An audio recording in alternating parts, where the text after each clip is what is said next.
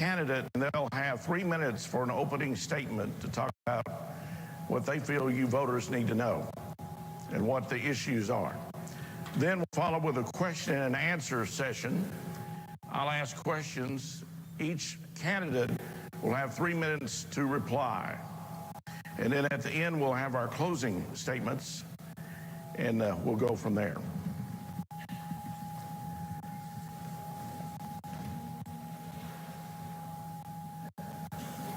Just want to make sure everyone can hear and what everyone has to say.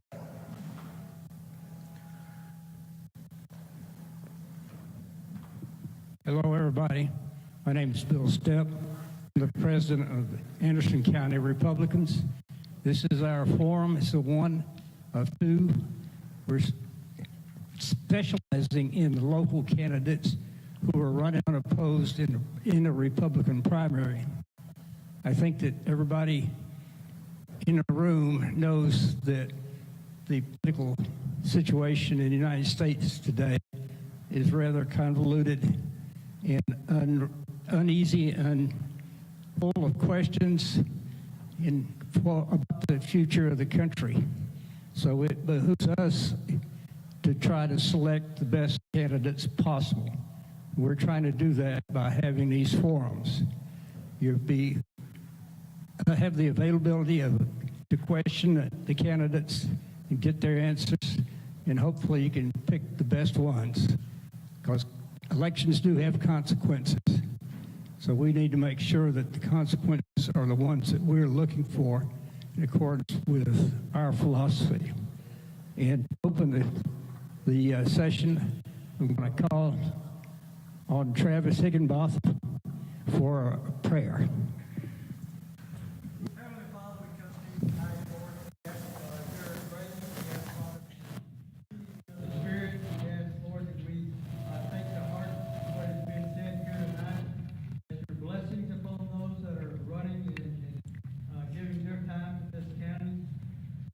Thank you for all that you've done for us in the past. We know that the future is still good for us because you're good for us, Father. So we just come to you now, giving you praise and glory.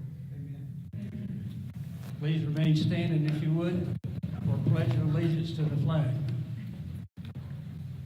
Follow me. I pledge allegiance to the flag of the United States of America and to the republic for which it stands, one nation, under God, indivisible, liberty and justice for all. And pledge to the Texas flag. We honor the Texas, one nation, one state, under God, indivisible, forever. Be seated.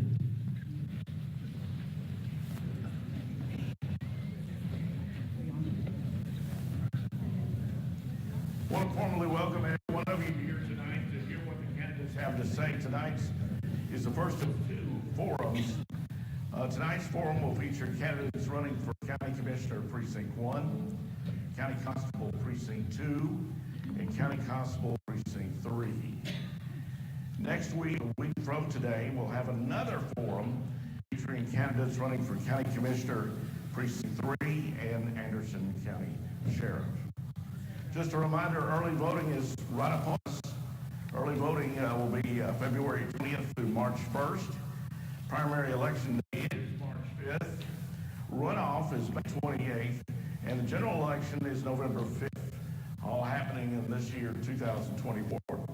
So we urge you to have your voter registrations ready and cast your ballot for who you think is the best candidate for the job. We'll begin with the introduction of candidates for County Commissioner Precinct 1. Ask each candidate just to stand for just a moment. First of all, Clayton Douglas, Preston Massey, and I believe Greg Chafin in here yet? Okay. Candidates running for County Constable Precinct 2, Marvin Jenkins, Daryl Bull Meissner, did I say that right? I hope I did. And Joe Latham, Candidates running for County Constable Precinct 3, Alan Ray Hughes, Michael Mitchell, and Alan Bubba Fox. Now let's begin with the opening statements. First of all, let's hear from County Commissioner Precinct 1, candidate Clayton Douglas. Clayton. And again, 3 minutes for your opening statement. Yes. Hello, community. My name is Clayton Douglas. I'm running for County Commissioner, Precinct 1. I was born and raised in Slocum, Texas. Went to school, started in kindergarten. I was the first class to go into the brand new school, which I was told is now the old school. So that shows you how old I am. My kids started in Slocum. My kids went to Elkhart. They were very involved. We were all very involved in the community then. I work in the oil field now, so my time here is limited. Running for commissioner for me is something that I've always wanted to do. Those seeds were planted in my heart whenever I was a teenager, when I worked for the county for the Road and Bridge Department. And Joe Chaffin was the commissioner then. Regrettably and sadly, the wages for that, it wouldn't support a family of 3. So I had to go into the oil field and go make a living. But my heart has always been to serve and to serve people. I gave my life to Jesus when I was 28 years old. I never looked back. God called me to preach. I've been preaching ever since, every opportunity I get. I see people in here that I preached at your churches, I preached at your funerals, and what an honor it is to stand here today and say that I'm running for the County Commissioner of Precinct 1, maybe the greatest precinct in our county. I don't know.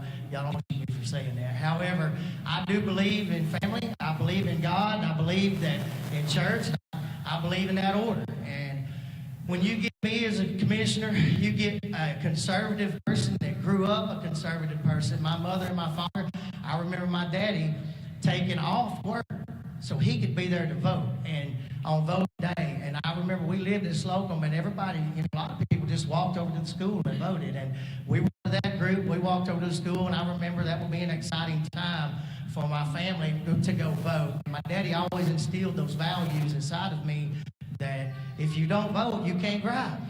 And I believe, I'm an East Texas guy, so I have East Texas sayings. And I go around telling people all the time, don't talk about it, be about it. But the bottom line is that's a quote from Gandhi. And Gandhi said, be the change that you wish to see. So this is me being the change I wish to see.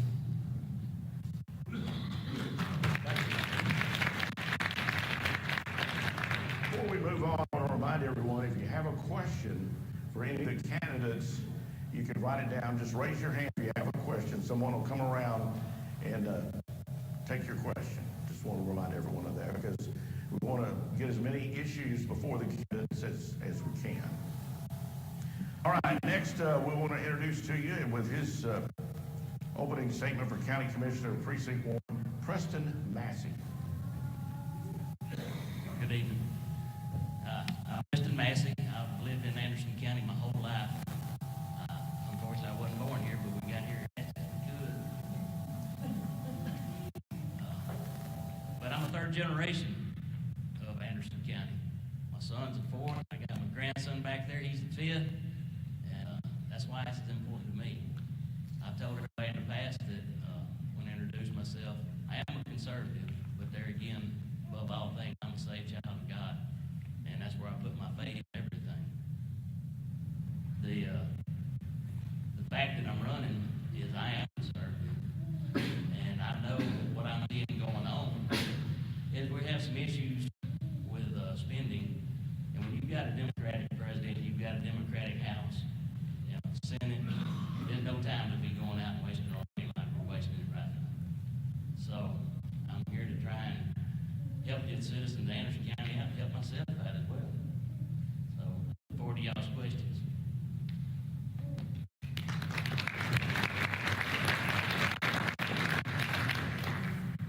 Next, we want to introduce running for County Constable Precinct 2, Marvin Jenkins. He's not here. Then we'll introduce Daryl Bull Meister.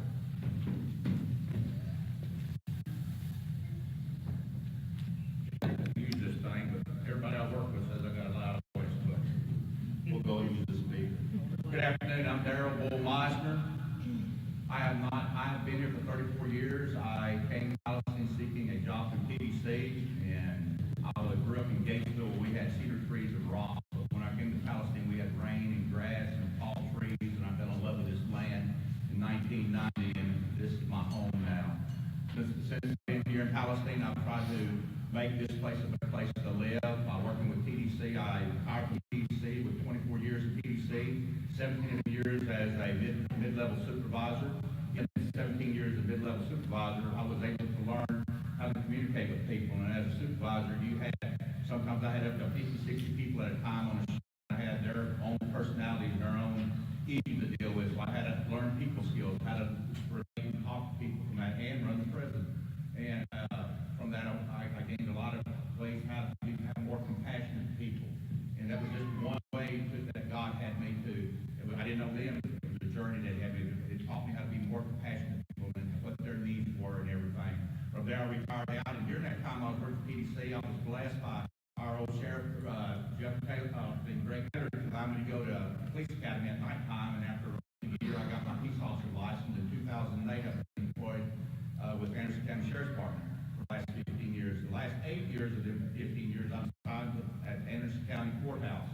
There I work with some amazing judges. I got 4 or 5 judges I work with. I maintain security of the courthouse.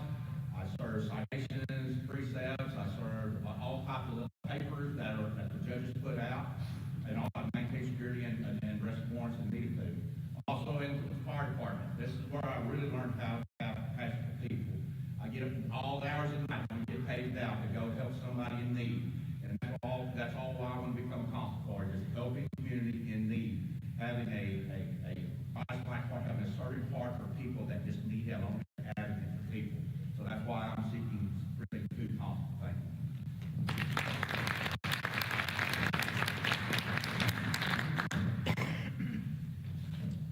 All right, next we want to hear from candidate for County Commissioner, County Constable Precinct 2, and that will be Charles.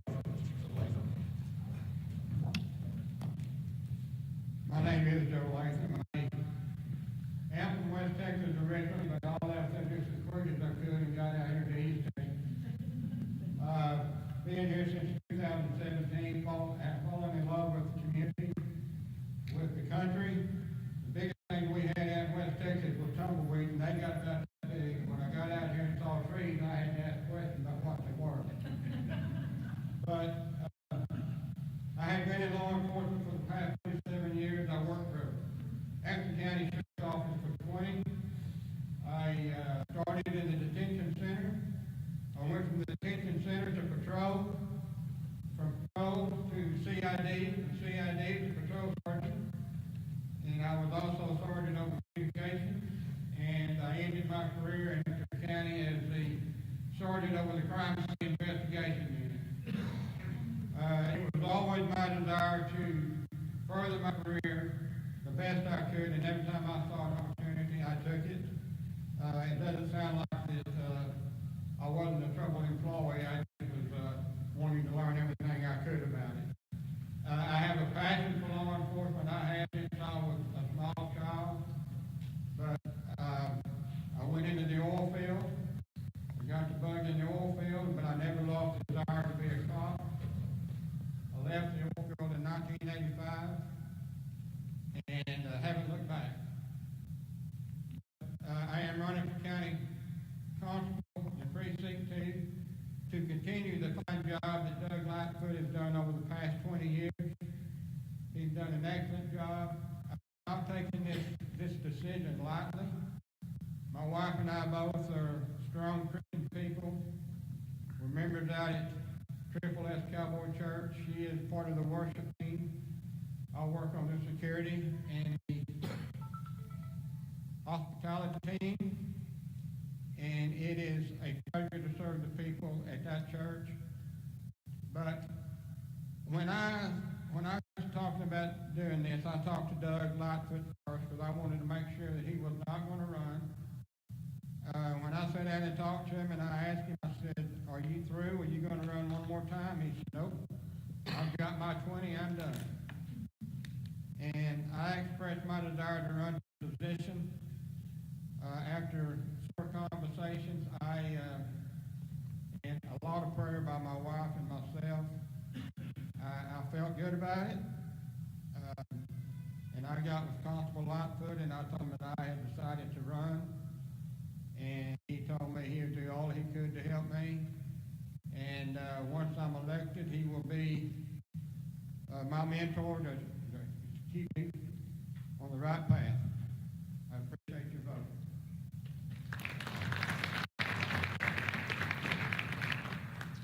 Thank you very much, Mr. Latham. Next up, we have candidates running for County Constable Precinct 3. First of all, Ms. Alan Ray Hughes.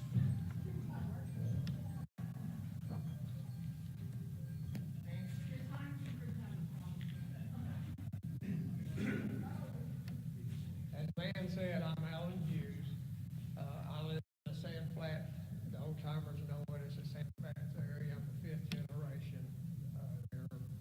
My great-grandfather crossed the river in 1850, went to Corsicana, and the story that I've heard and read. Would you get your mic to work? You not hear me? You not hear me? And the story that I've read, he passed away, and he's the first white man born in Corsicana. The sons moved back to Sand Flats, where we live. I have over 40 years experience in law enforcement. I started my career at the age of 19 with the Houston Police Department. Out of over 1,000 19-year-olds that applied for my academy class, I was the one picked. I did approximately 12 years there. Now, mentioning the Houston Police Department, if it conjures up images of bar fights and car chases and shootouts and that sort of thing, you did exactly right, because that's what happened in Houston. I both have been unfortunate enough to have to shoot people, men, and I've been unfortunate enough to have been shot in the line of duty. After about 12 years, I left the Houston Police Department and went to work under the umbrella of the United States Department of Justice, Immigration and Naturalization Service. I was a special agent. I was assigned to the Valley, where I investigated employer sanctions, human smuggling. I was the district firearms instructor. I was on the SOG team, SOG standing for Special Operations Group. That was our SWAT team. I took part in the OCDF, the Organized Crime Drug Task Force. After 5 years there, I was transferred to Dallas, where I worked with on criminal aliens. Some other details there. I was part of the hazardous warrant entry team there.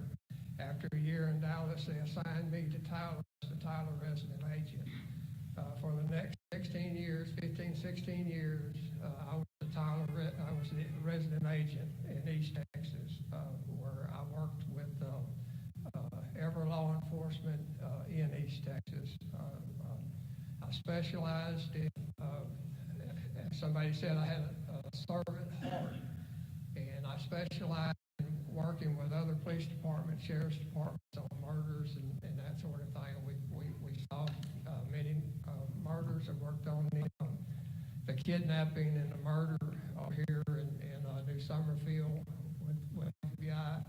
I finished up my career working with the Joint Terrorist Task Force. I was assigned to find and investigate and find possible terrorists. Anyway, I would appreciate your support. And I also, real quick, just want to introduce my wife, Jackie Hughes. She's my better half there.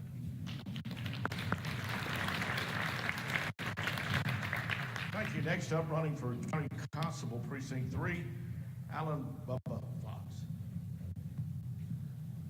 Good evening, everybody. My name's Alan Bubba Fox. Bubba's a nickname because we had to put it on the vote because half the county knows about Bubba. Stuff. So I said, you got it on there. Anyway, I've lived, born and raised in Palestine, Texas and stuff. contractors growing up. I've done a lot of construction work, carpenter work, painting, roofing, building, remodel. Done that for over 20 years on stuff. And back in 2008, I joined the 84 East Volunteer Fire Department stuff.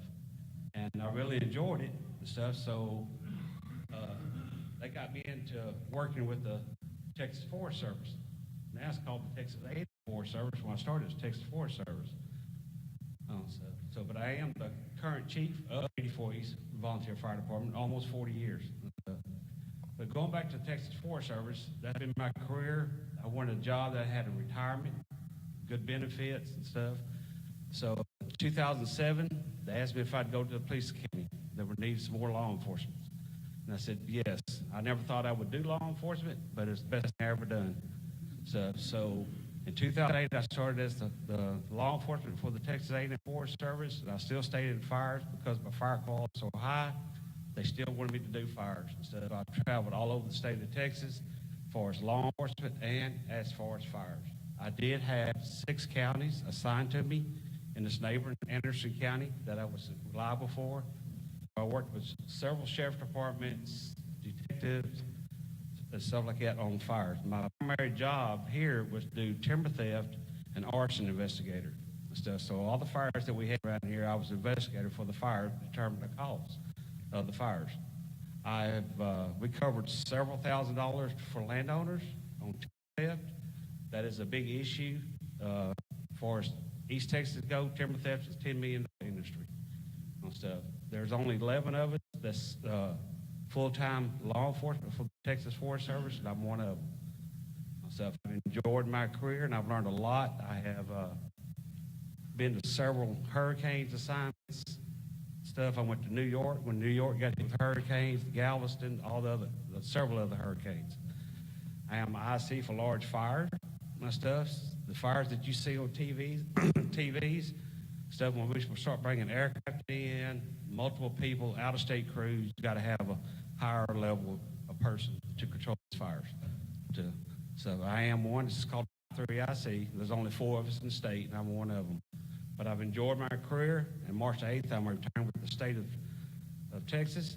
That's at Forest Service, and I would love to become constable. I think with my expertise dealing with other people, other counties, I have worked by myself. A lot of our cases, you're by yourself. You're out in the woods with criminals and stuff. So we've had a lot of training, and I've worked with myself really good and stuff. And so, but anyway, I would love to become your constable.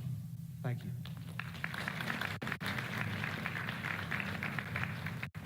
Thank you very much. That concludes our opening statements from the candidates. Next, we move on to the question and answer section. I'll remind each of the candidates you have 2 minutes to each question.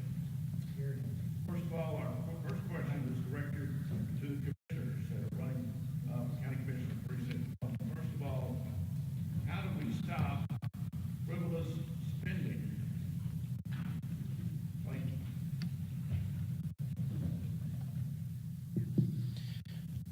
Have a plan. If you fail to plan, you plan to fail. And I think that it's very apparent if you keep up with politics in our communities that there has been some spending that is very questionable. And as I go along in this race, I was even a little ignorant to some of the antics or some of the things that look very fictitious in our county. And, you know, I was always taught never tie your shoe in a watermelon patch. And somebody might think you're stealing a watermelon. And I believe that there needs to be a little more accountability. I believe there needs to be a little more transparency. And I believe that if you just put a few things in place, I noticed that they started filming the commissioners' courts, which I think is an excellent, great idea. And accountability matters, especially at your local levels, because it's really easy to help your buddy out, I guess you might say, or it's real easy. And don't get me wrong, when we do the business of the community, we should use people that we trust. However, I don't believe that we should be patting anybody's pockets because we went to high school with them, or you know, we're the next door neighbor in another town, and now they're here and they have a business.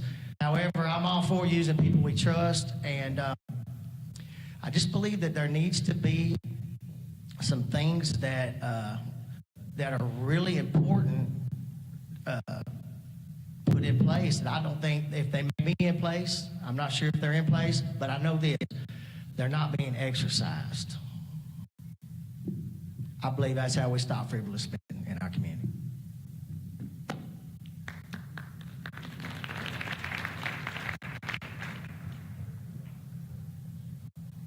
Clayton's right. We do have to have accountability. I used that in my opening line that we have to stop what's going on right now.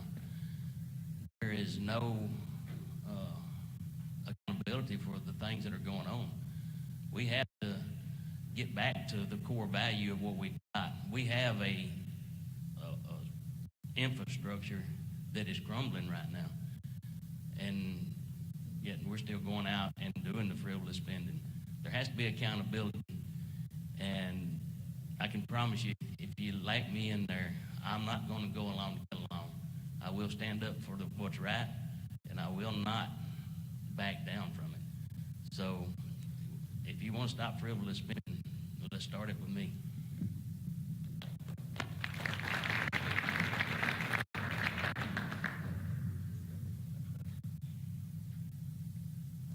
All right, next we've got questions directed to those that are running for constable. First of all, we'll talk to our first candidate. If elected, what would be one of the first things that you would do when you're sworn into office?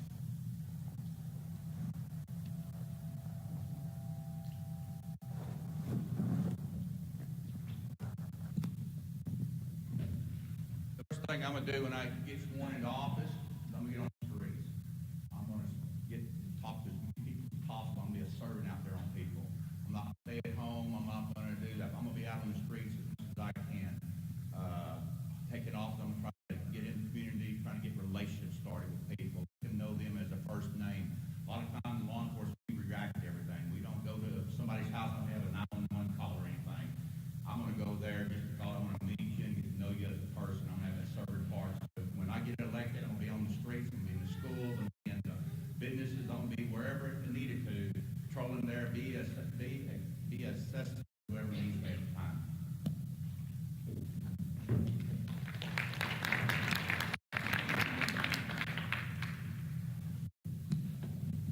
Well, I guess the first thing I do after I got sworn in was say I do.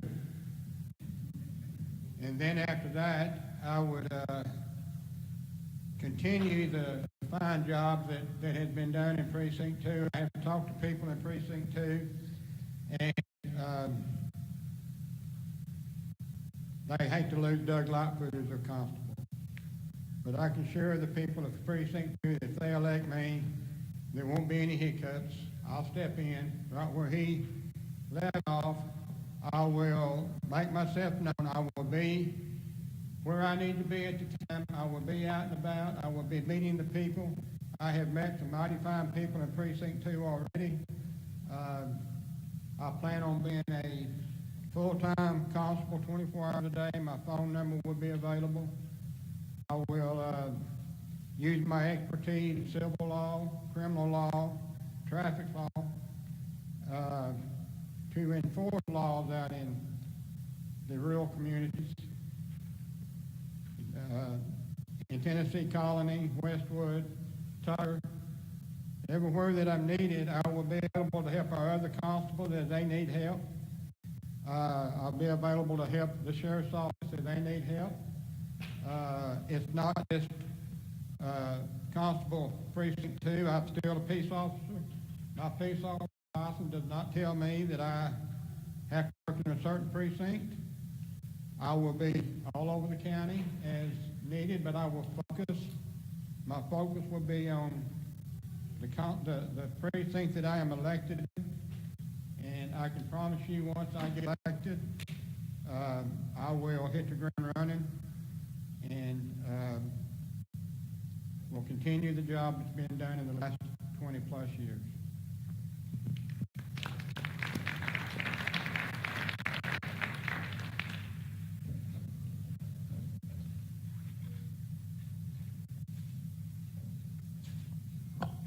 first thing I want to do is before I even take office, it's going to be the minute that I'm elected, I'm going to get with the current constable, Mrs. Holliday, and we're going to review the caseload and what needs to be done and whatever issues that we got going on.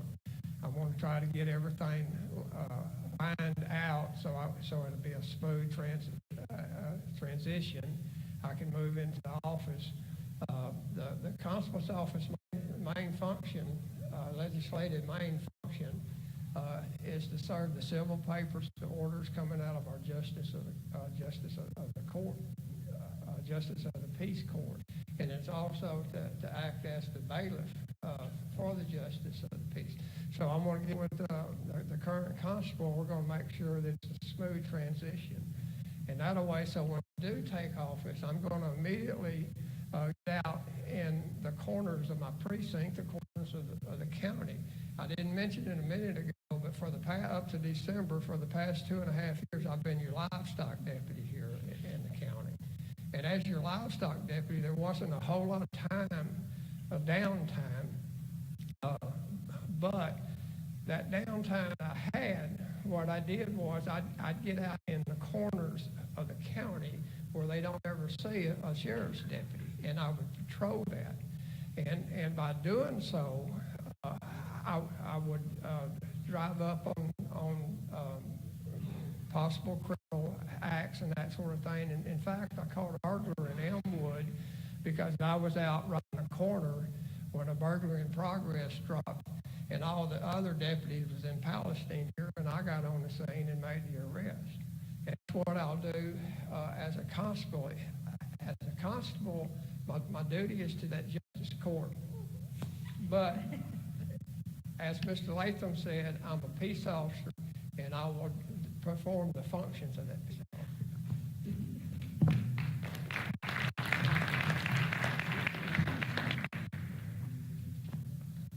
All right, my first job after I get sworn in is like Mr. Allen saying, to get with Kim.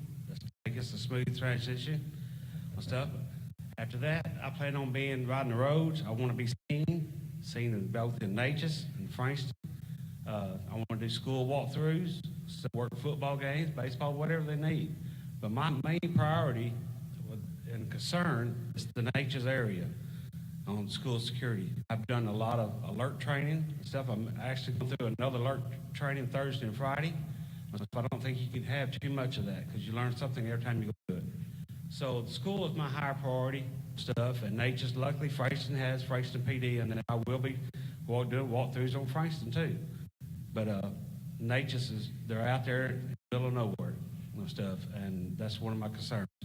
And the other concern, I will do traffic. I don't mind doing traffic. I've done traffic and stuff. I want to keep my good working relationship with Anderson County and stuff. I have a really good working relationship. Regardless who comes to sheriff, I plan on keeping a good working relationship and work good with Judge Todd as whatever he needs.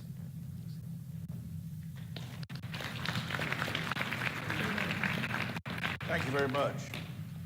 Next question is directed to those running for County Commissioner Precinct 1. What is your experience in maintaining a budget and supervising much of the road construction?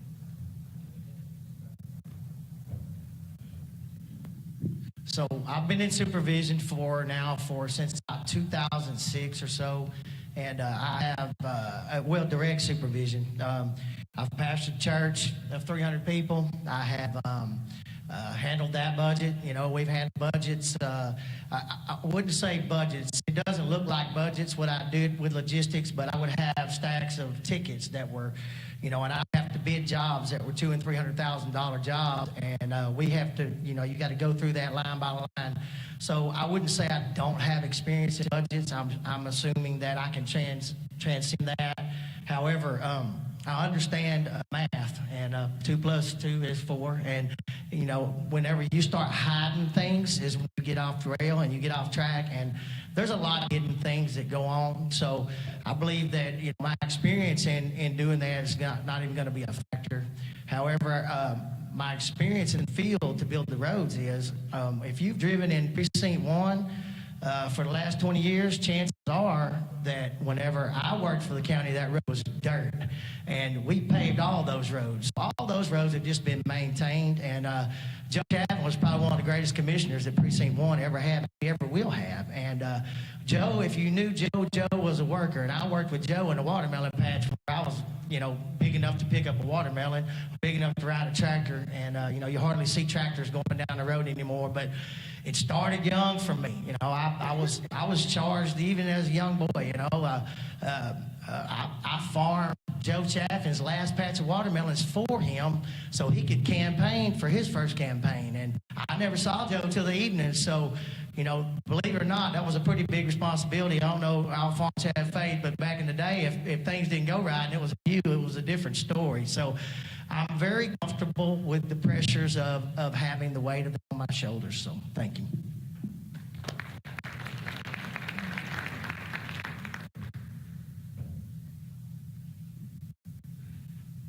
I had the privilege of serving the state of Texas for over 30 years as a highway hand. By the time I came up, I was 17 years old, learned a whole lot of stuff, and I worked my way up through the ranks. And for the last 10 years of my career, I was over all of Anderson County for the highway department. Our budget it was a multi-million-dollar budget. I handled contracts, the budget. I've told people in the past, in the last meeting, I worked off of what we called a 3-year MBO. I planned for the year that we was currently on. The next year as it was coming up, I would also take money and set it aside so I could get those roads, do what I could with it. And because we were able to get the work done, I had a good crew that worked for me. They were very good. And if any of y'all remember 12 years ago, the roads were in good shape when I left office. But I know how to do road work. Per capita, per population, we were number 4 in the state. Anderson County was number 4 in the whole state of Texas under my leadership. So I know how to do road work, I know how to manage money, and I know how to prepare a budget.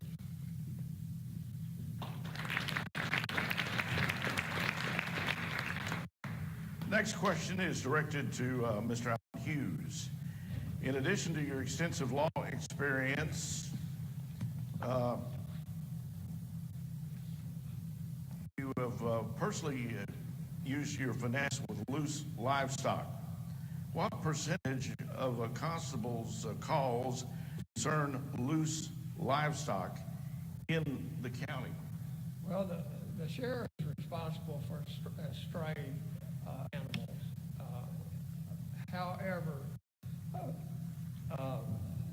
any deputy can run the call. Any peace officer can run the call. And in fact, Mr. Light is Precinct 2. He probably put up as many cows as I have over the past 2.5 years. And that's something that I would continue to do. If I know a lot of cattlemen, I know my cattlemen. If a call goes out in my precinct and I can help the sheriff's office dispose of that animal, then I'm going to do so. If it's a situation where they have to be impounded, then by law it has to be the sheriff that does that.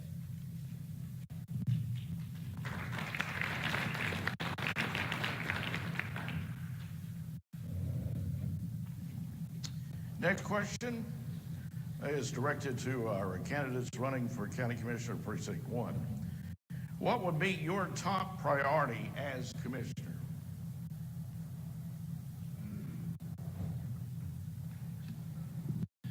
I'm doing this because I have a heart to serve, or I wouldn't be doing it. I'm not doing it for the money, obviously. It doesn't pay that much. However, it is a good living, and if you strategically place yourself financially, you can make a great living at it. It's called a part-time position.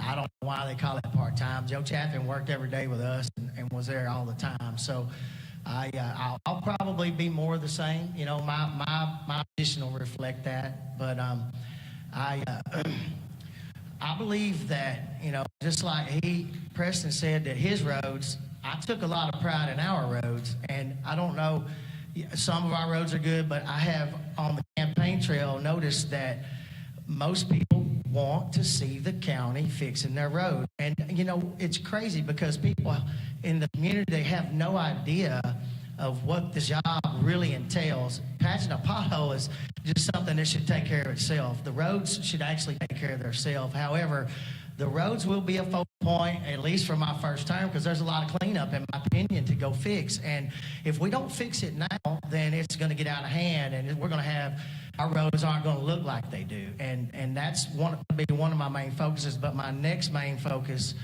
we've got to stop the frivolous spending. We've got to get a handle on this. There has to be more accountability, and that's going to be my main objective right now, is to familiarize myself with what's going on, where I can get inside and see a better look, and then just use the gifts that God gave me to be me and help fix the problem and come up with solutions with the community.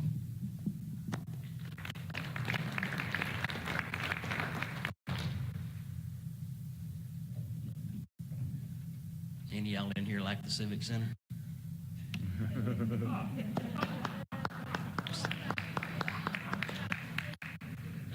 I'm sorry, but there's no eating us on in the Civic Center. I know the happiest people in the world was the city of Palestine to get rid of that burden.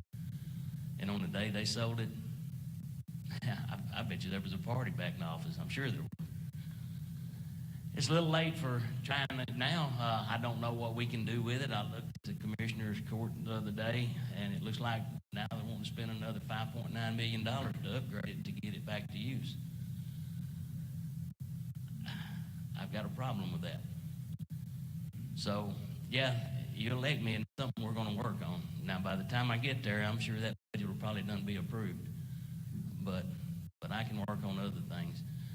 I see some deputies here, the constables, Mr. Ginger over. We're failing our citizens here in Anderson County. I know the sheriff's race is a whole other hot topic. I'm not going to get into that. But we are not funding our sheriff's department like we should. We have got to be, we got to quit training them. That's all we're doing. We're training up deputies, and they're going off once they get a year in, and they're start working somewhere else. And you can't blame them. They're going to go somewhere where they can pay their bills, afford things they can provide for their family. That's what I'm going to do. I'm gonna put the money where the appeal is, and it's gonna cure things.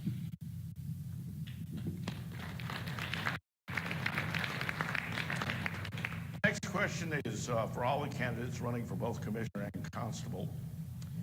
With 13 volunteer fire departments within the county and over 200 volunteers, what are better ways to support these fire departments and make sure they have the tools and volunteers they need? We'll begin with you. Well, as the commissioners, I wasn't sure about all of the duties of a commissioner. When it comes to your volunteer services, they should work hand in hand with your local politicians. And I know there's been some things done. I went and visited all our volunteer firemen and talked with them. And one of the things that was done in the last regime is that they made it to where you could file on insurance. Like if you work a wreck and somebody was at a wreck, you put their car out and you had time that you took away from work to go do that volunteer work, that now you can file on their insurance. And, that's a great idea. I think that we should be able to support that. We pay a lot of money in insurance, and insurance should have to pay for some of these things. Different programs like that, I've always been, not just the other day, I don't know if you've ever put out a fire in a frantic manner, but my place caught on fire because of my neighbor the other day. Well, I have 12 acres and it's all wooded. It would have wiped my 12 acres completely out. I'm out there with a rake. Let me tell you something. When you're 51 years old and you got a rake in your hand, raking fire back and smoke's coming, it don't take long to get winded, Kim. I'm going to tell you, when I heard them sirens coming, bull, I was so thankful to hear them sirens. I threw my rake down. I was like, hey, they're going to save it or they're not. And they come in there, they save the day. So I'm all for these programs. I'm all for anything volunteer. I mean, it's what makes us special. It's what makes us spectacular, if you want to know the truth about it. And then you turn around and you see, I've been reading through these budgets and I've been paying attention. Watchdog does their homework. Like it or not, Watchdog does their homework. And everything I found out that Watchdog puts forth has been pretty factual so far. Don't be scared to look at the homework that these people are doing. And I looked and seen on there that we paid somebody $70,000 to clear some land. I just got to say this. Why wouldn't we have used that money in-house and just paid some of our, don't we got 4 bulldozers in every precinct? Why would we pay an outside entity to clear our 100 acres for the ag barn? That doesn't make any sense to me. You want to support the programs? Stop the spending, the frivolous spending. There'll be money to help support the programs.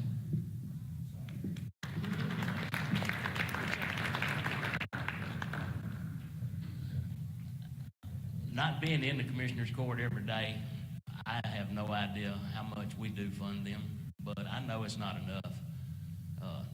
They're able to go through the state and get some, funds through the state, but they depend on the community that they live, that they thrive in and that they come from. They have fundraisers, the barbecues and stuff. So that is a big part of how they get their money. But the Commissioner's Court in Anderson County, again, I don't want to be frivolous with money, but we need to help the people out. And helping the fire department out, we help y'all out. We help every citizen. I had the privilege of working at the highway department. I just worked with the Slocum Volunteer Fire Department, which I was a member of for years before I moved out and got doing other things. I worked with all the county volunteer fire departments. They met the term first responder. They usually could beat us out there because we had to drive in, get our equipment, and then go out. By that time, they were already out there cutting the tree up. Lightning popping all around them and stuff, taken away from their time with their families. So they deserve to have more funding.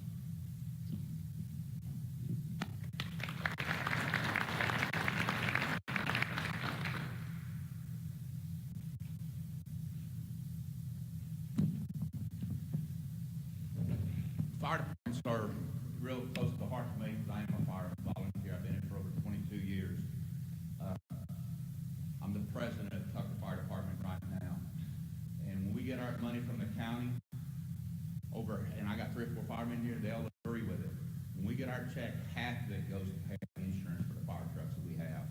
Just so when we get a call out, we're protected on the road. So whatever money we get, half of it each year goes to insurance. I mean, we only have half of it for gas and fuel and equipment and stuff like that. Yes, we're volunteers, and we get paged out in the middle of the night to help somebody head-on a collision or somebody's having a cardiac arrest. Gas prices go up. Everything goes up, but still, we only get so much a year. So that previous spending you're talking about, maybe they can put more money like in there for the volunteers and stuff like that. Because we're going to keep responding if we have the money or not in our own personal vehicles and stuff like that.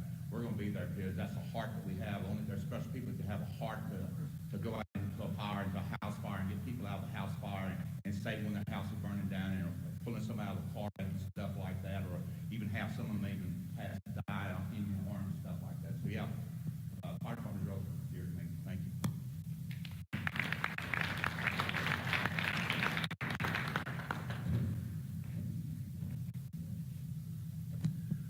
Well, I'm not a fireman, but I have worked real close with them in my past career.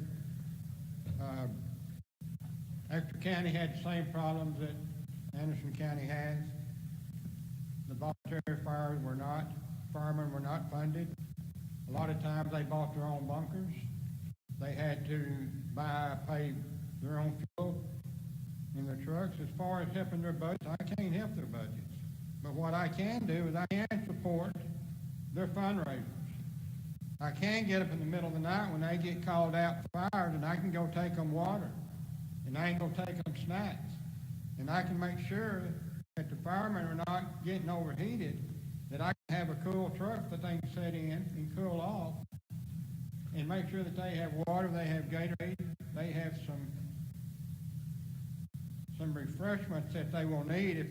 Because I've been out on some of these fires with the firemen and working for the sheriff's office, and they spent 10, 12, 14 hours out there with no relief. And you get someone bull size out there fighting a fire for 14 hours, it's tough.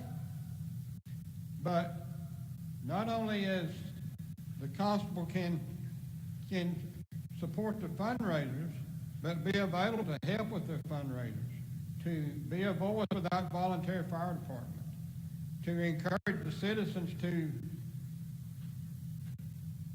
campaign for more money for them. Because I would hate for my house to be on fire and them not to be able to come to my house if they don't have the money. So whatever I can do as a constable to support the fire department, I will do. I will do it 100%, and I will do it with a smile on my face. Thank you.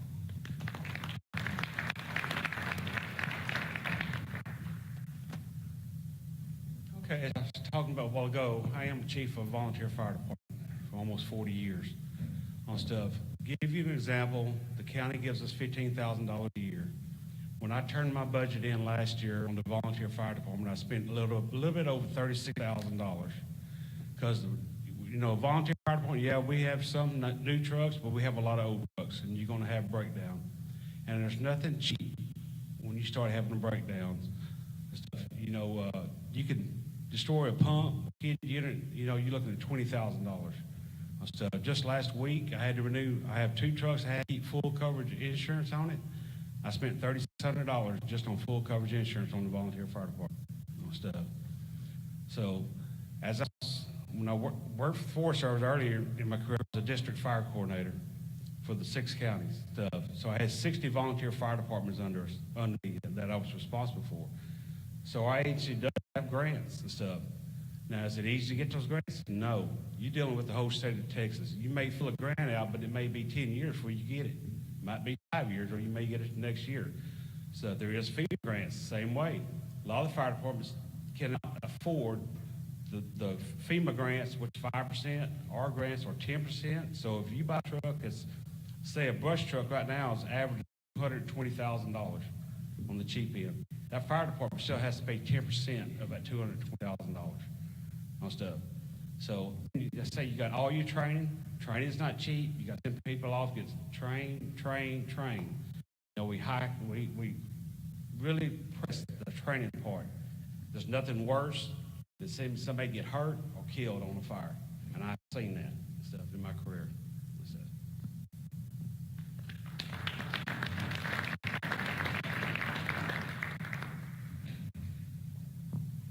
Well, I'm going to yield to these firemen. The only thing I can really say is I thank God for them because they've been there to put my hay meadow and baler out before. And I really appreciate them.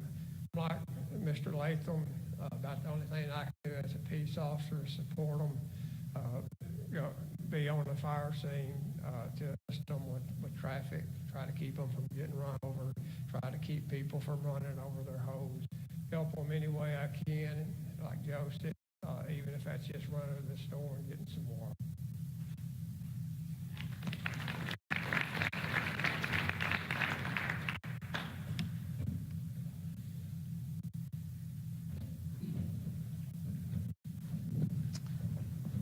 Next questions are directed to candidates running for county commissioner. One of the big concerns these days in both the city and the county is the quality of water. In fact, there have been many boil water notices given on a frequent basis. In your words, the contaminants that are causing problems with the water, and what can be done about it to improve the quality? I'm not sure that the commissioners are in charge of the water. I know TNRCC is in charge of our water quality. However, I was on a water board one time, and I don't believe the commissioners had anything to do with it. However, I'm gonna have to pass on that question because I don't have an answer for that because I wasn't aware that commissioners handled city policy with water. So.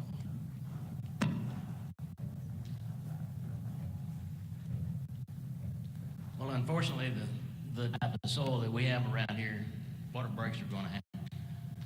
You get a lot of rain, of course, you get the flooding, and in the creeks, you have the water line that they have to cross as well. You get breakings, and it happens, and you also, it turns dry, the ground starts pulling together, it snaps a line. So you got problems, people digging them up. There's all kind of things that can happen to them.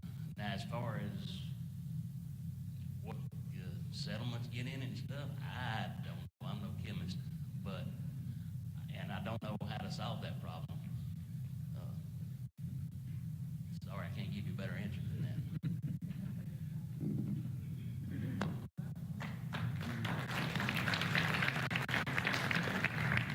Also, this next question directed to the commissioners. Tell us about your experience in supervising workers, and in your own words, what is the current biggest waste of money in the county budget, and what can be done to correct that?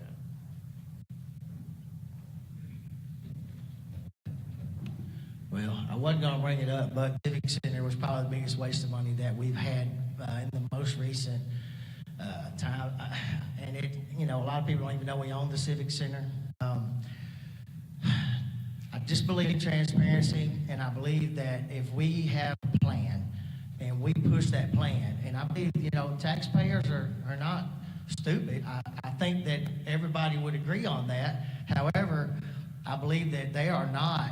Campaign trail has proved to me that people don't know. And educating the public, and I don't know exactly what we can do better to educate people on how their tax dollars are being spent. A lot of people probably don't even know that the current budget, it's 168 pages, and I've been combing through it gradually. It's hard to read. You got to really take your time and look at it, but right at the first thing you see is that in 2024, it reflects a 4.772, I believe. I rounded up to 5%. 5%. Taxes are going up 5%, and people are like, well, no, they went up last year. Well, they're going up more this year than they went last year. How do you feel about that now? I get your road smooth, but what about your taxes going up?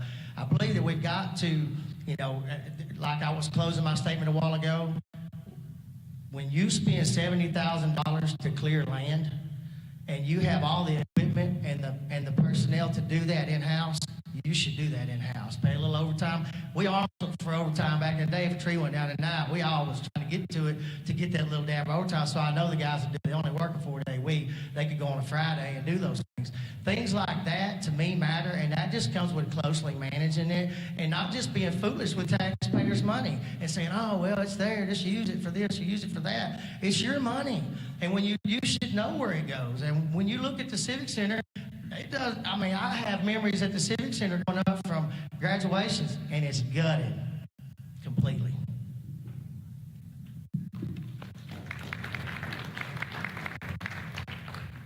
Part of that question there was about supervision. I've been a supervisor since 1985. Started out as the crew chief here with the Highway Department in Anderson County, and I was able to work my way up. I made good, sound decisions, and I know that every person got their own personality. You can't treat them any different, but you got to handle the situation different. So I know how to supervise. Like I say, I've been doing it since 1985. One of the situations that, about some frivolous money again, the county rents equipment. It's kind of like the lease to buy, but we don't ever buy. We just keep leasing and we keep spending more money, and it's never ours. You buy a car, what do? You pay for it 4 or 5 years, and it's yours, right? You got upkeep on it, but it's just part of maintenance. We're spending I'm talking about lots of money on roadway equipment that if the state of Texas thought that they could do it and save money, they would have done it. I was with it, like I say, for 30 years. If you buy something, you use it, you got it paid off, you still got an asset, you can still use it. So we're not still throwing money away. I'm sorry, I almost said a bad word there. It's, yeah, stuff like that, we can stop it. And that's what we gotta do.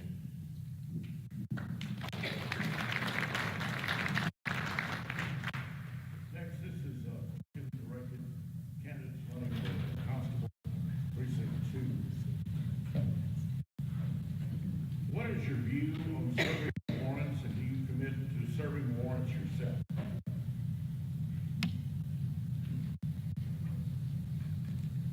Can you repeat the question, please? What is your view on serving warrants, and do you commit to serving warrants yourself?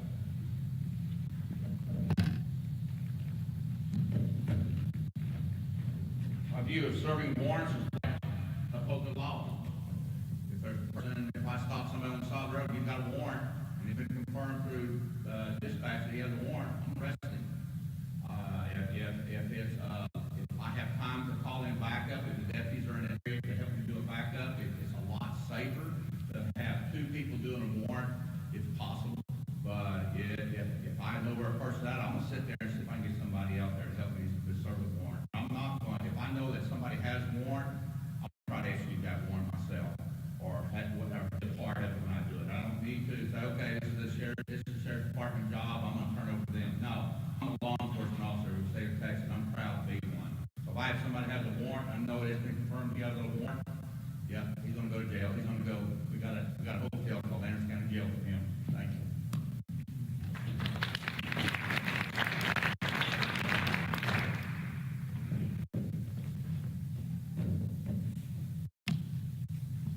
Well, I've been serving warrants about 27 years, and although the warrants are kept at the sheriff's office, and the sheriff's office is responsible for the warrants, if a traffic stop is made, or if I make a call in the precinct that I'm in, and I run the subject, and he has a warrant, then he'll be taken to jail. A warrant service is probably one of the most dangerous jobs that you have, aside from family violence calls that you may have to respond to by yourself. But a lot of times, that's just the way it is, you're just by yourself.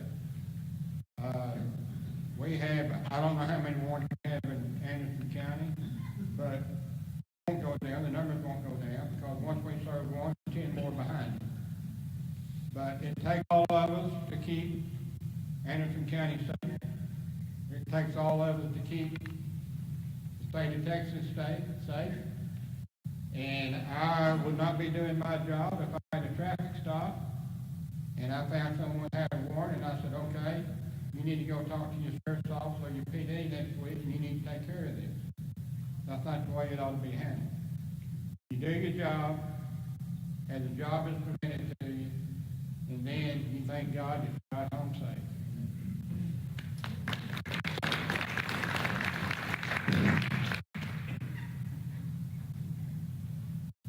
Next up, we have a question for all the constables that are running for office. What civic organizations or nonprofits have you been involved with as an active member in recent years?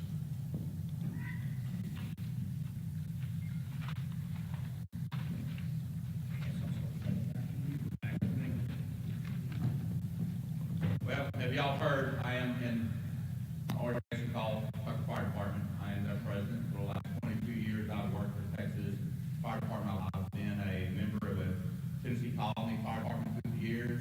I started my career back in the early 2000s with Southside, where I got a passion to serve. I'm with Tucker Fire Department now, and I love serving them. This phone here, we get paid out, is how we get paid out, we go. I'm also a board member with a Christian organization called East Texas Trace This. It is a organization where people who know Christ already mainly just go and get a closer walk with God. They have a closer relationship. It is an amazing organization. It's where you can also have retreats for men and women and for teenagers where you go and serve. And that's where the unconditional love comes in. As God died on the cross for us with unconditional. But being in East Texas Trace This, or just being a servant of God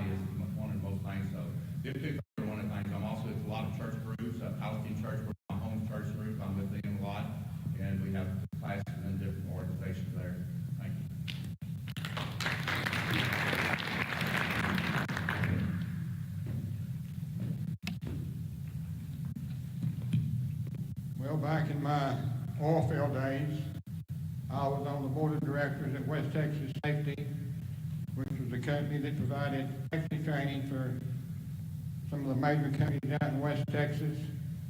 Then on the board, we discussed of course, the budget, the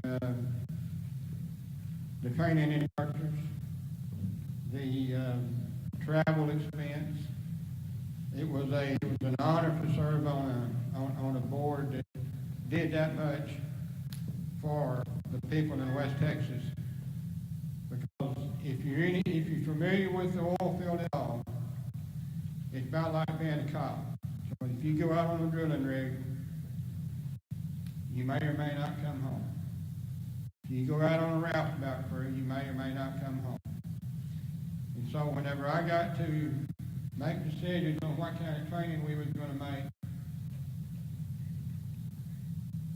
available to our customers, it was a great honor, and I got to sit in on some of the training, I got to assist on some of the training, and other than that, I have been involved in several churches. Like I mentioned earlier, I am involved in AAA Cowboy Church. My wife is on the, like I said, on the worship team. I love what I do. One of my greatest honors is to be respected by the men in the church enough to ask me to serve on their security team and on their hospitality team. It's a great honor, and I hope to do it as long as I can do it.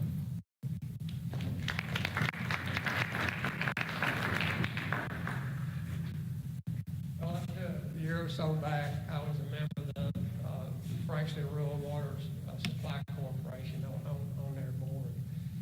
Before that, I was a lay pastor in one of our local cowboy churches, and before that, I was an associate pastor in Frankston at the Frankston Evangelistical Church. I'm a member of Flint Baptist Church, and what I do for fun is mounted cowboy shooting with the Texas 45s out there on night shooting.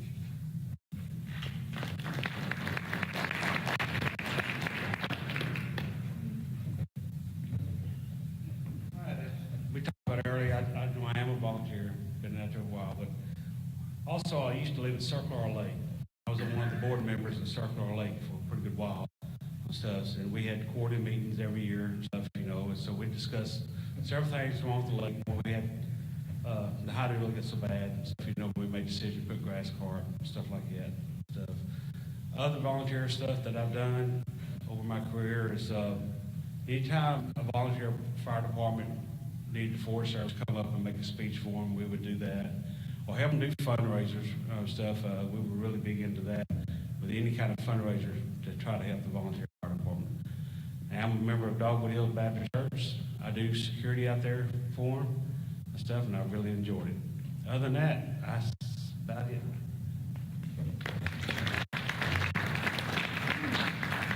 Next, our question is directed to those running for County Commissioner Precinct 1. What do you think needs to change in the Commissioner's court, in the Commissioner's seat? And is there anything wrong in your view of what the incumbent is doing?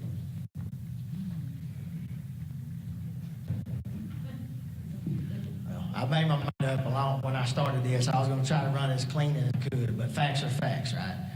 So as I've gone through this and began to understand problems that are going on inside our community, I'm not sure that the public's aware of some of them. And one of the problems that I've saw just scaling through is we paid a company called Quasar, like almost $500,000, to take all our technology. They were supposed to protect it, and they were supposed to do it, which was something that we were doing in-house, my understanding. And we paid these people a lot of money, and there's nothing really to be accounted for that I can see that where the money went. And it doesn't take anything more than some common sense to look at it and say, hey, there's some fictitious activity here.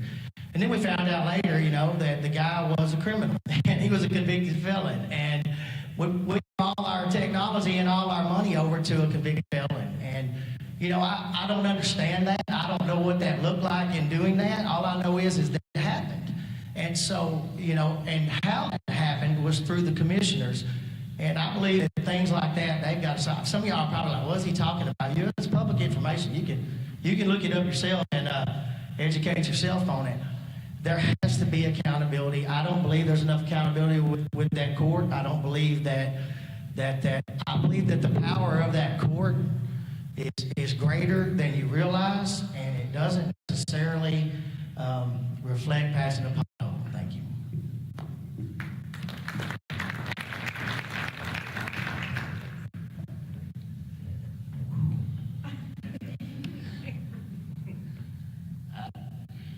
You know, I'm not here to bash anybody. I didn't come here to try and put Greg out of a job, beat Clay. I came here for a job. The stuff that goes on in the Commissioner's Court, there's a lot of it can change. There's a lot of good things also, though. I'm not gonna put it all down. So don't let me stand here and look at it like that's what I'm doing. But we put stuff out for bids. We don't stay in Anderson County. We don't give our contractors here in Anderson County a chance to bid on some stuff. It just goes out. And that's not helping the citizens of Anderson County. So that's definitely some things that need to change. So there you have that. That's just part of it.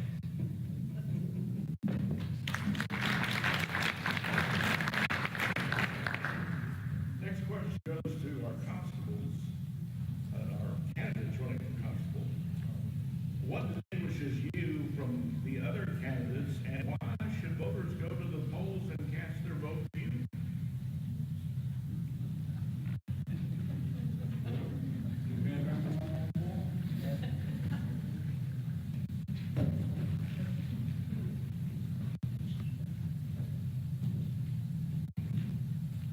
Can you repeat that one, please? I mistracked and went to a different area. Okay. Question is, what distinguishes you from the other candidates, and why should voters go to the polls and cast their ballot for you? Well, there are several things. First, it's my experience through the years of being here since 1990, working for the PDC for 22 years, grasping on how to talk, communicate with people, how to have empathy and compassion to people by talking to them. As a TD, as a sheriff's department for the last 15 years, and I'm a peace officer, I'm a notary public, I'm a civil process server, I'm also an immediate jailer, license and stuff. That gives me the experience, the drive that I have. I've always had a win-win type of attitude. I'm a hard worker. I have a service heart to seek God every morning. I wake up out of bed and I ask God, what can I do for the kingdom? And that's what I'm going to do when I get up every morning as a constable. I'm going to get into the constable and just say, what can I do to make Precinct 2 Anderson County a better place to live? If it's helping shut in people, that's checking on people that need, veterans, the homeless, whatever it might be, I'm going to be out there right there and just give love and just put a little bit of light in this dark world that we live in.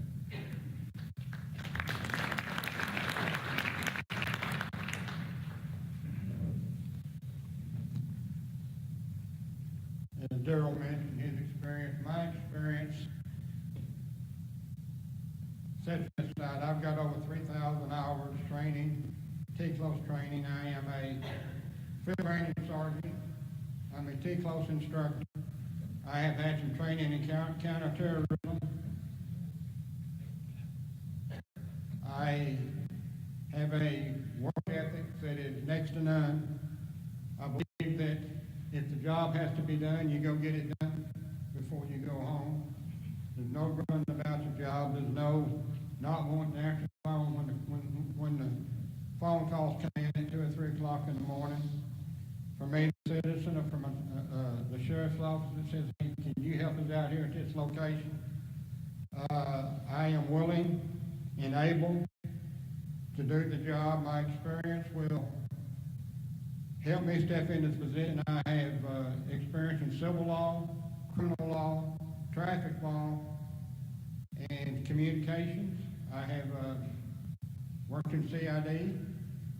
I've worked in crime scene investigations. And I am very proud of my experiences. I could have retired years ago, but my passion is law enforcement. My passion is people. My passion is making sure that my grandkids grow up into a community that the best we can do is leave them our legacy. And I am very proud of my training and very proud of my family. They support me 100%. They had an absentee dad for a long time because I would work. Anytime somebody would call, I would go work. Whether it was extra for somebody else or whether it was on another job. But my experience is head and tails above everybody else.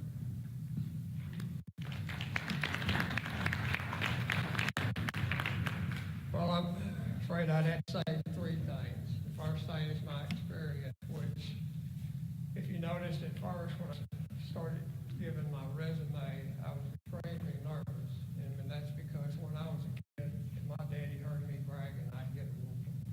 So we've talked enough about the experience. The second thing is my commitment to the law enforcement profession and my fellow man. And the third thing that I would say is my convictions. I am a very strong, conservative constitutionalist. I believe in our Constitution. It is our founding document. It's our law. And I will always, I've taken oaths to support and defend the Constitution against all enemies, foreign and domestic. I've been relieved of that oath. And I will continue to defend that Constitution until my dying day. I'm also, as these gentlemen are, a Christian. I believe, if you look at my flyers, I got on there, do humbly, love mercy, and do justly, love mercy, and walk humbly. I got that from Malachi that says, he has shown thee, O man, what is good, and what doth the Lord require of thee, but to do justly, love mercy, and walk humbly. And that's my goal every morning when I get up. Thank you.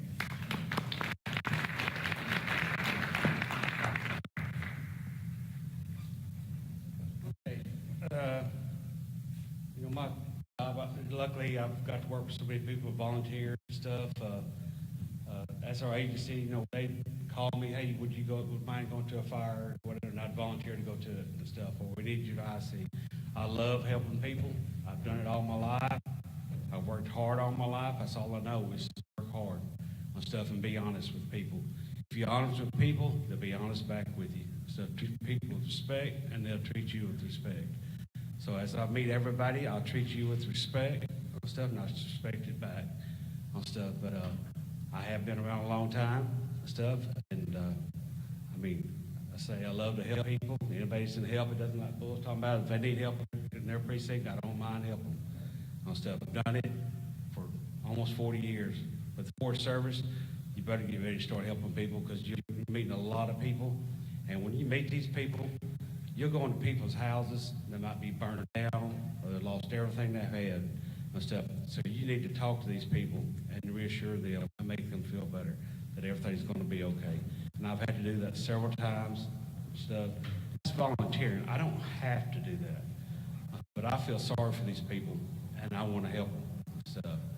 So that is my goal. I think being Constable Precinct 3, I would be a good access to the community of Precinct 3 with all the volunteer fire departments. There's 3 volunteer fire departments stuff. We lost one at 79 East, it's closed up.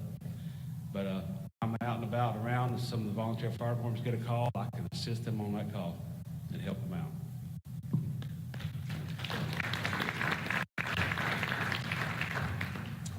And our next question is for all candidates, both commissioner and constable candidates. What party do you represent, why, and how long have you been with the party? We'll begin with the commissioner.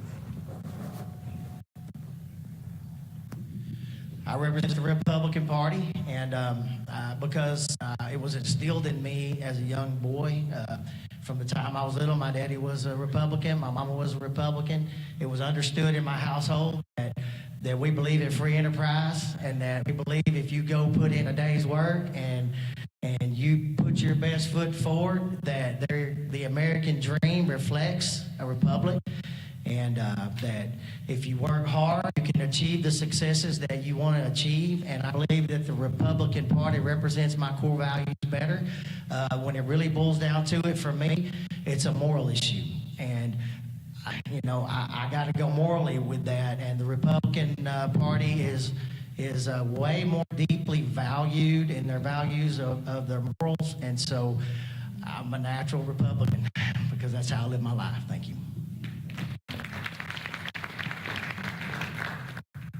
Yeah, I'm a Republican.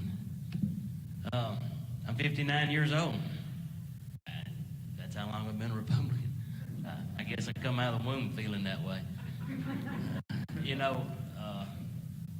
There is good Democrat people, but their beliefs are not of mine.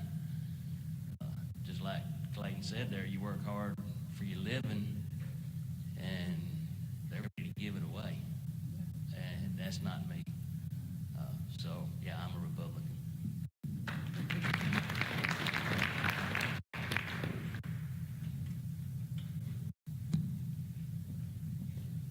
Yeah, I'm a Republican. Proud of it, have been all my life.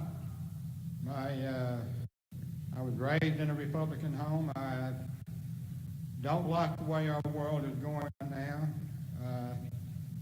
If the Democrats were alive today that were in office when I was a kid, they'd be sick of what's going on with their party right now. But I have been a Republican. I am conservative. I am a Christian. I believe the Bible. I believe that I have the right to pray anywhere I want to pray. I have a right to read the Bible anywhere I want to read it.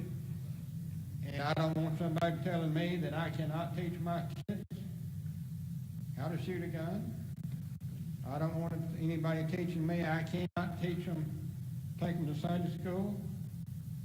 I was raised in church. I was raised to believe the American way, and I believe the American way is the Republican way.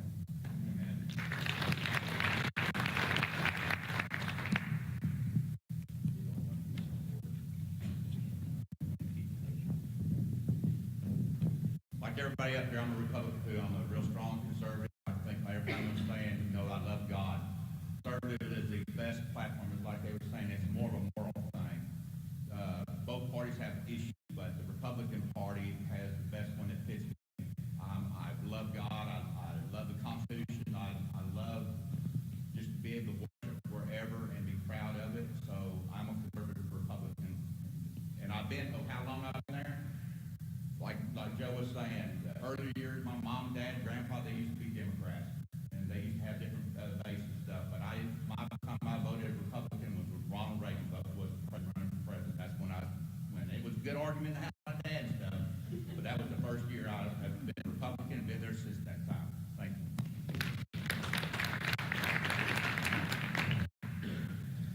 I am a Republican, and I may lose the election here, but I'd rather speak the truth of God than repeat the lies of Satan. And the truth is, our national party in Washington, it doesn't matter if you're Republican or Democrat. It's the same railroad track going in the same direction. Because I've found that the Democrats will campaign to the left and govern to the left. And the Republicans will campaign to the right and govern to the left. But fortunately, We still live in a part of the country, thank God for this part of the country, because we're still country folks, and we still have the Republican values. And that's one of the reasons Joe said he couldn't retire. I've done retired 3 times, okay? The reason that I'm running is that it's time for good men to stand up and reclaim this Republican Party. And whether it's on a school board or a constable or a commissioner or a sheriff, it's time that us Republicans, the people with them old Christian values, them old constitutional values that we had in this country, stand up and run for some type of election. Now, if that costs me the election, then so be it. I'm speaking the truth.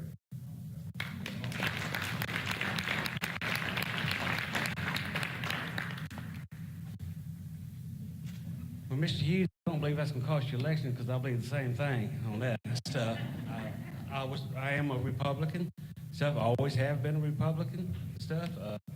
I believe in the value of the Republican. If you look at like all you see in the news on TV, the Democrat, look what's going on stuff. I don't agree with it.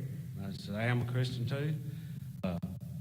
But I can remember back in my younger days when there was a lot of Democrats in Anderson County on stuff, and they were true Democrats too. But as it changed, a lot of those people have died off, and they see what happened, and now everybody's going back to Republican and stuff. So yes, I have always been a Republican, and I always plan on being a Republican. So.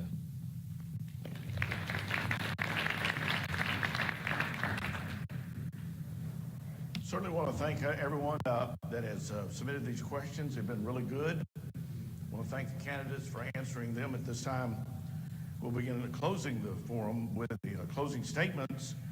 And each candidate will have a closing statement. And we'll begin again with the county commissioner candidates for Precinct 1, starting with Clayton Douglas. In closing, I believe that light has power over darkness.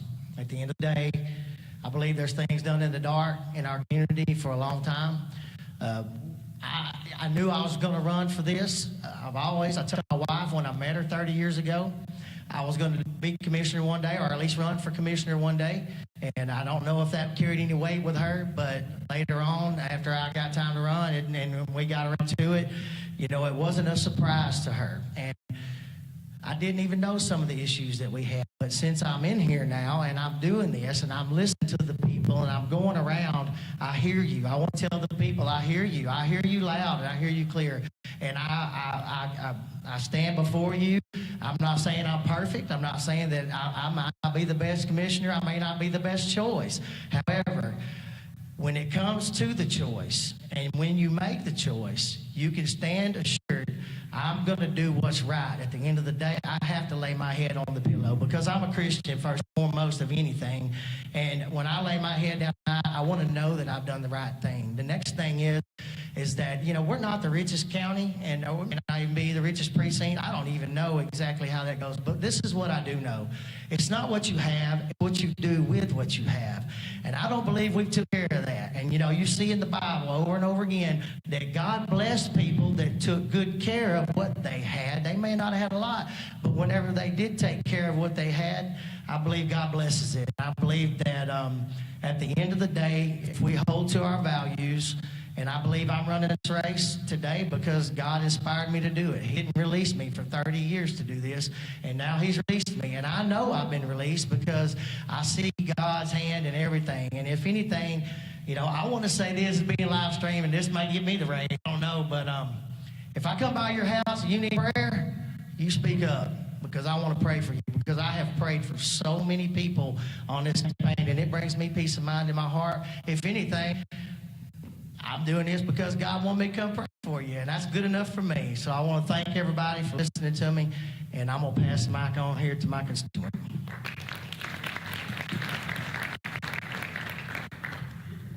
Well, as y'all knows, I'm no politician.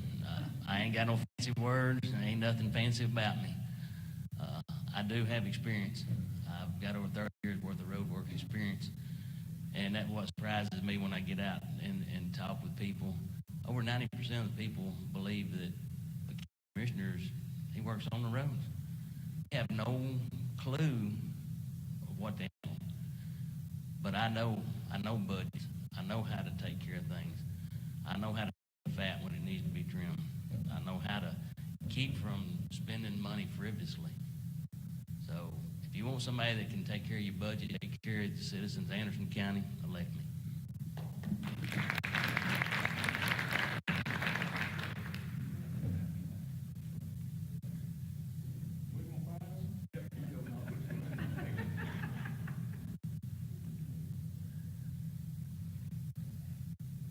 All right, y'all limited me when we started to introduce myself. I'm gonna tell you a few things more about myself and about my family. I've been married to my wife for 47 years. We've got 3 grown kids. I've got one that's in West Texas. He's president of a bank that he works for. I've got a son that lives here in Palestine. He is a maintenance manager for one of the local apartment complexes.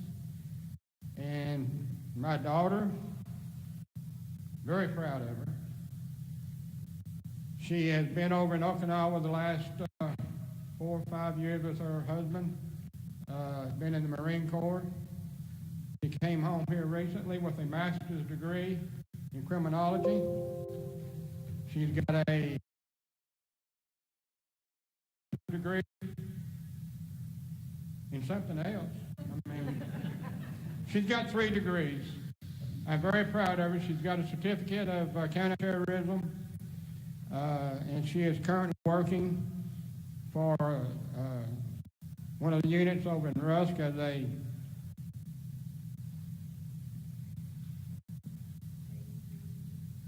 that. I've got 4 grandkids. I've got one serving in the U.S. Navy. She's been in the Navy for 4 years. She's fixing to re-up. My granddaughter that's in Abilene area, she is going to school, studying business finance.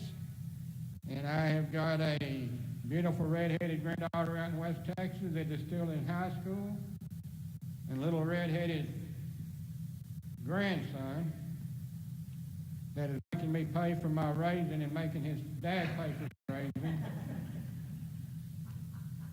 But I'm proud of all 4 of them. I am very proud of my education in law enforcement.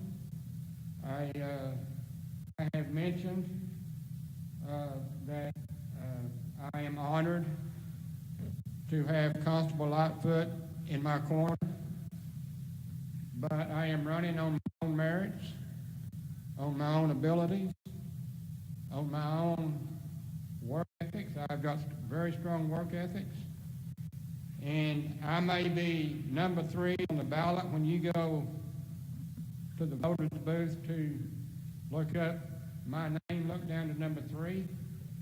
I may be number 3, but I'm the number 1 candidate that can fill the position of Doug Lightfoot, and I'd appreciate your support.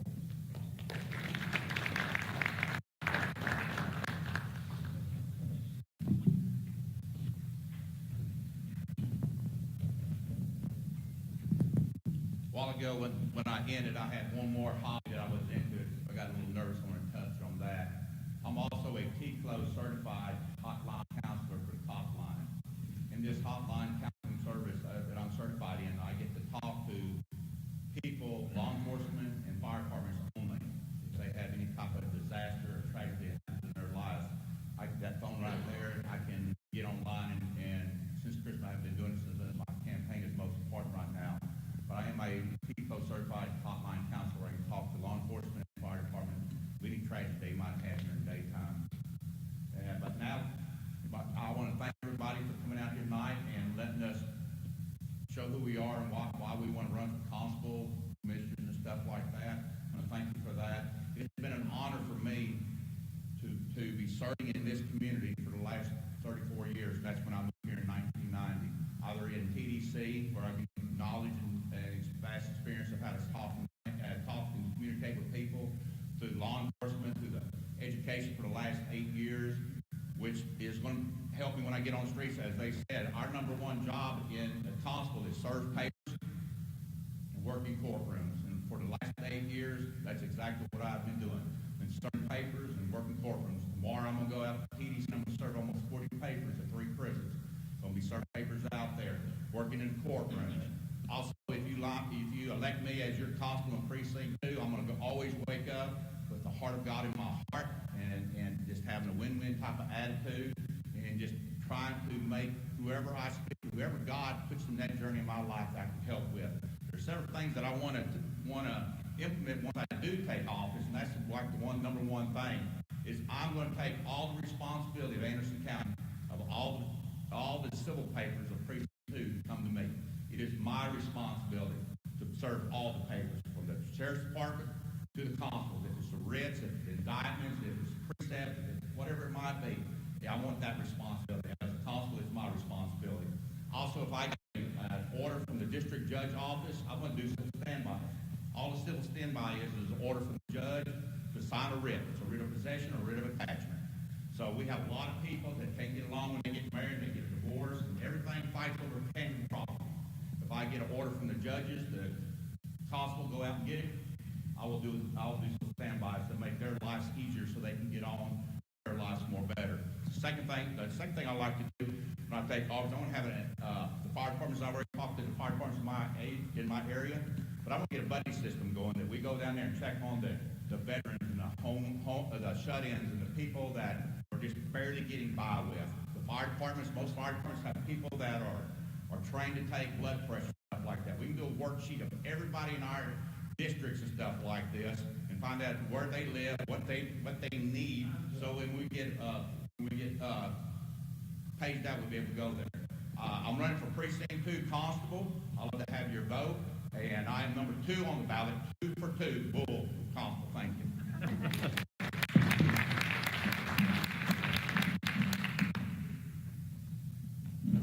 My main reason I'm running for constable is, I'll be honest with you, it's for my kids and grandkids and y'all's grandkids and stuff. I want them to live in a safe place and stuff and stay safe. That's why I mentioned about the school. School security and stuff. I will do walkthroughs and stuff. I will serve civil papers. I will be whatever the judge needs.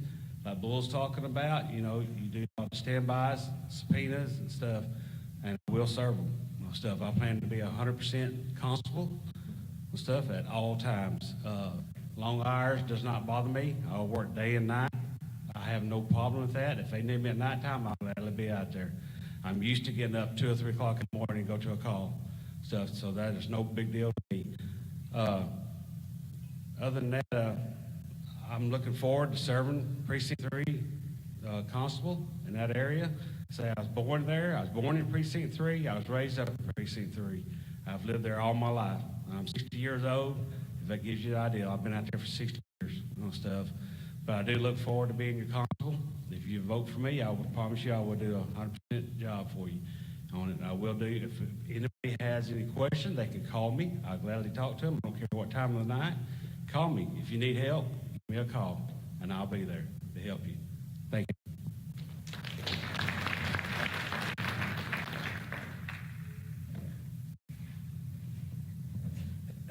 Well, coming over here tonight, my wife told me, said, "Honor, whatever you do, don't let the preacher come out in you."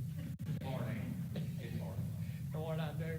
So I'm a filibuster here. We might not get out of here for a couple hours. We might want to get back. I want to thank Mr. Richards, the party, everybody that took part of it, my friends, my wife, who's been a little sick lately, and just being here with me. I appreciate you, and I love you. Just real quick, the constable's office is the oldest law enforcement office in the world. It goes back to the Roman Empire, the Eastern Roman Empire.